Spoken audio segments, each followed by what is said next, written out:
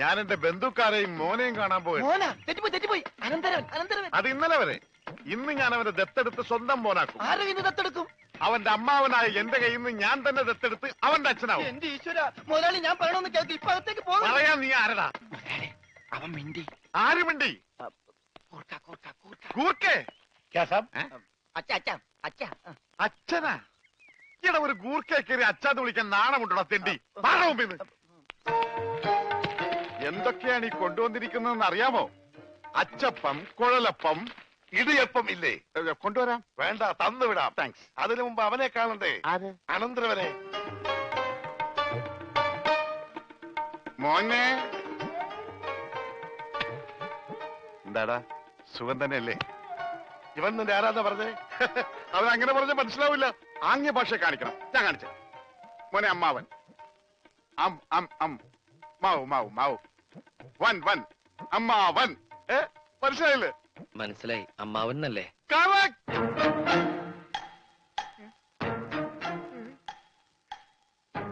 അമ്മാവന് സുഖമാണോ?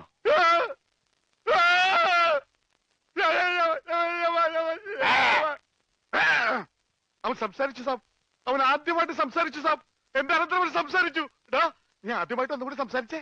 ആദ്യമായിട്ടല്ല, ഞാൻ പണ്ട് മുതലേ സംസാരിക്കും. എനിക്ക് ചെവിയും കേൾക്കാം. ഇല്ല, ഞാൻ വിശ്വസിക്കില്ല. നീ ഊമയാണ് സാബ്. അമ്മച്ചിയാണ് ഇവൻ ഊമയാണ്. ഇവൻ ബദിരനാണ്, മൂങ്ങനാണ്. നമ്മളെ പറ്റിക്കാൻ വേണ്ടി ഇവൻ സംസാരിക്കുന്ന പോലെ ആക്ട് ചെയ്യണം സാബ്. എടാ, ആക്ട് ചെയ്യണം. സത്യം പറയണോ? നീ ഊമയല്ലേ? അല്ല, സത്യമല്ലേ? ഇവർക്കറിയാം. മുതലാളിക്ക് എന്നെ കടലിൽ നിന്ന് കിട്ടിയതെന്ന് ഞാൻ ഇവരോട് പറഞ്ഞു.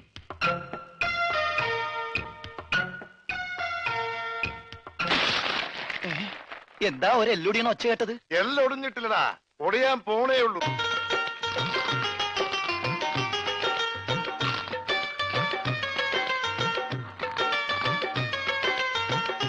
ഇനി സിക്കന്ദർ തീരുമാനിക്കട്ടെ ഇവൻ എന്താ ചെയ്യേണ്ടത്. ദേവൻ, എന്നെ ഒന്നും ചെയ്യരുത്. ഇവൻ സംസാരിക്കാൻ കഴിയുന്ന ഊമയാണെന്ന് എനിക്ക് സത്യമായിട്ടും അറിയില്ലായിരുന്നു. ഇവൻ എങ്ങനാ തന്റെ അനന്തരവനായത്? അതിപ്പോ എല്ലാ ഇന്ത്യക്കാരും എന്റെ സഹോദരി സഹോദരന്മാരാണല്ലോ. അതിലേതെങ്കിലും ഒരു സഹോദരിയുടെ മകനായിരിക്കുമല്ലോ ഇവൻ. ആ വകയില് ഇവൻ എന്റെ അനന്തരവനാവൂലേ? ഇന്ത്യയിൽ എങ്ങനെയാണ്, പഞ്ചാബിൽ എങ്ങനെയാണെന്ന് എനിക്കറിയില്ല. ഏതായാലും നീയാണ് ഇവനെ ഞങ്ങൾക്ക് തന്നത്. അതുകൊണ്ട് നീ വാങ്ങിയ പണം ഇനി തിരിച്ചു തരണ്ട. അപ്പൊ പലിശ? അതും വേണ്ട.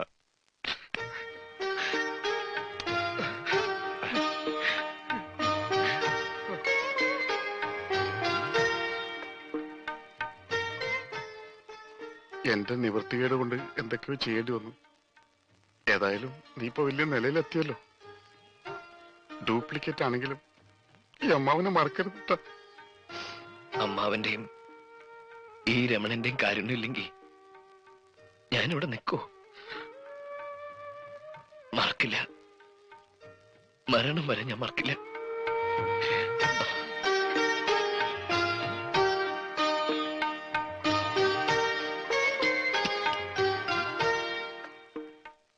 ഉണ്ണിയുടെ വീട്ടിലുള്ളവർക്ക് ഒരായുഷ്കാലം മുഴുവൻ സുഖമായി ജീവിക്കാനുള്ള പണമുണ്ട് ഇതില്. ഇതവന്റെ വീട്ടിലെത്തിക്കണം. ശരി. ഒരു നിമിഷമെങ്കിലും അവനെ ഓർത്ത് അവരുടെ മനസ്സ് നിറയണം, സന്തോഷിക്കണം.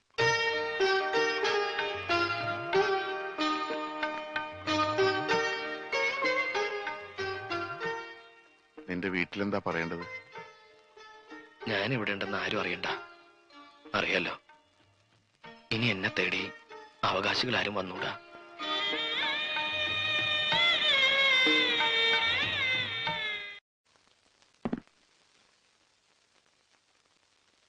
എനിക്കിത് വേണ്ട. ഉണ്ണി തന്നേച്ചാണെന്ന് കരുതിയാ മതി. അവന്റെ ബിസിനസ്സിൽ നിന്ന് കിട്ടിയ ആദായമാണല്ലോ. മോളെ, നീ പറ എന്താ വേണ്ടെന്ന്. അമ്മാവൻ പറഞ്ഞതാ ശരി. നമുക്കിത് വേണ്ട. ഇതൊക്കെ കിട്ടിയിട്ട് എന്തിനാ? അതാരാ? ഉണ്ണിയുടെ ആരാ? വിധവയാണ്. സുജാത. അതെ, എങ്ങനെ അറിയാം? ഉണ്ണി പറഞ്ഞിട്ടുണ്ട്. എന്താ എന്താ എന്നെ പറ്റി പറഞ്ഞത്? ഇഷ്ടാണെന്നാ? അതെ. മോളകത്തേക്ക് വയ്ക്കോ. ഉണ്ണിയെ വളരെ അടുത്തറിയാമായിരുന്നില്ലേ? അവന്റെ മനസ്സെനിക്ക് നല്ലോണം അറിയാം.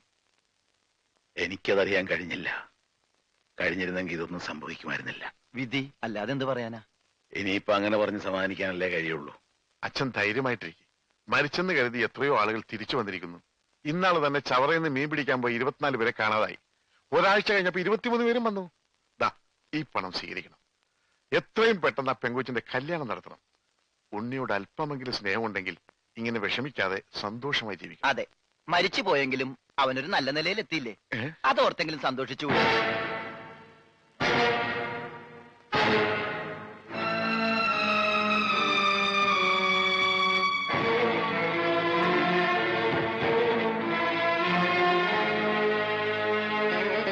ഞാൻ എത്ര വട്ടം പറഞ്ഞിട്ടും ആരും അത് വിശ്വസിച്ചില്ല. എന്റെ മോൻ എത്ര അകലെ പോയാലും അവൻ മനംനൊന്ത് വിളിച്ചാൽ ഞാനത് അറിയും. അവൻ പോയ പിന്നെ പലവട്ടം ഞാനത് അറിഞ്ഞിട്ടുണ്ട്.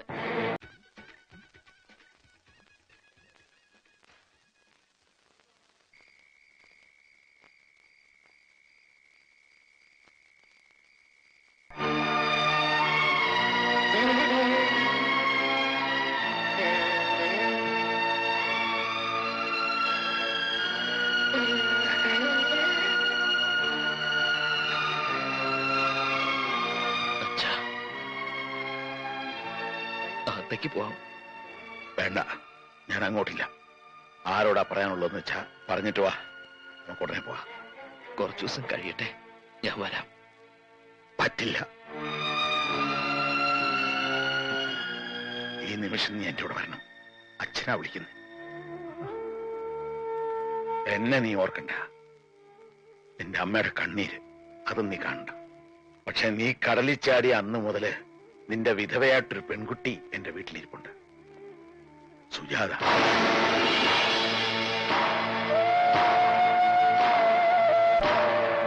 അവളെ നീ ഓർത്തേ പറ്റൂ. അവളെ കണ്ണീര് അച്ഛാ, നിന്നെ നടക്കാൻ പഠിപ്പിച്ച കൈയായത്. ഇപ്പൊ ഞാൻ യാചിക്കുക, ഈ കൈ നീ വിടരുത്. മോൻ അച്ഛന്റെ കൂടെ വരണം. ഉണ്ണി, ഞാൻ പറഞ്ഞിട്ടില്ലേ നമ്മുടെ കൽക്കട്ടയിലെ സർവാജി. ഹലോ. ആ എന്താ ഇത്? ചടങ്ങുകളൊക്കെ തുടങ്ങാറായില്ലേ? വേഗം വാ.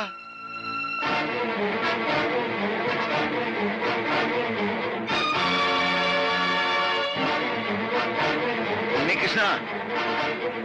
അവൻ ഇപ്പൊ ഈ കുടുംബത്തിലൊരു അംഗമാണ്. അച്ഛന്റെ ഉണ്ണികൃഷ്ണനല്ല. അതെങ്ങനെയാണോ അവൻ എന്റെ മോനല്ലാണ്ടാകണേ? എന്റെ ജോലിക്ക് എന്നേക്കാ വലിയ അവകാശികളുണ്ടെങ്കിലേ അതാരാണെന്ന് അറിഞ്ഞിട്ടേ ഉള്ളു കാര്യം. കയ്യെന്നുടാ. അച്ഛൻ പ്രശ്നം ഉണ്ടാക്കരുത്. കയ്യെന്നുടാ. പ്രശ്നം ഉണ്ടാക്കരുത്. ഞാൻ പ്രശ്നം ഉണ്ടാക്കും. അച്ഛൻ ഞങ്ങൾ പറഞ്ഞു. ഞാൻ ഇവിടുന്ന് എന്റെ മോനെ കൊണ്ടല്ല പോകുന്ന. എല്ലാം ഞാൻ പറഞ്ഞതല്ലേ? പ്രശ്നം ഉണ്ടാക്കരുത്. ഞാൻ ഇവിടുന്ന് എന്റെ മോനെ കൊണ്ട് പോകും. എന്നാ ചെല്ല്, ചെന്ന് ചോദിക്ക്. ഇപ്പൊ അവകാശം പറഞ്ഞ് ചെന്നാലുണ്ടല്ലോ, അവനെ കൊലക്ക് കൊടുത്ത് ഇറങ്ങി. ചെല്ല്, ചെന്ന് ചോദിക്ക്. നിങ്ങൾ എല്ലാവരും കൂടിയല്ലേ അവനെ ഈ അവസ്ഥയിലാക്കിയത്? ഇനിയെങ്കിലും അവൻ സമാധാനമായിട്ടൊന്ന് ജീവിക്കട്ടെ. അച്ഛൻ പോ. അവൻ മരിച്ചെന്ന് കരുതിക്കോ.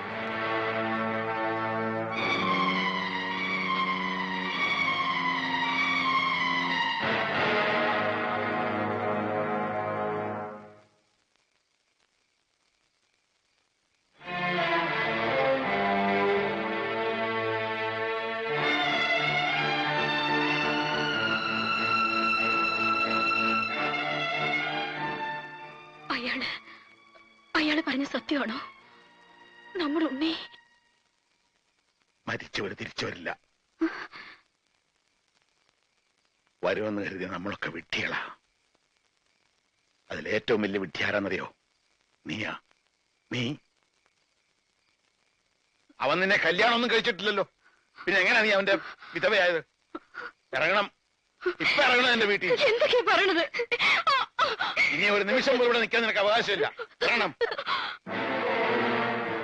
അപ്പോ താൻ അവനെ കണ്ടല്ലേ? താൻ വിളിച്ചിട്ട് തന്റെ മോൻ വന്നില്ല അല്ലേ?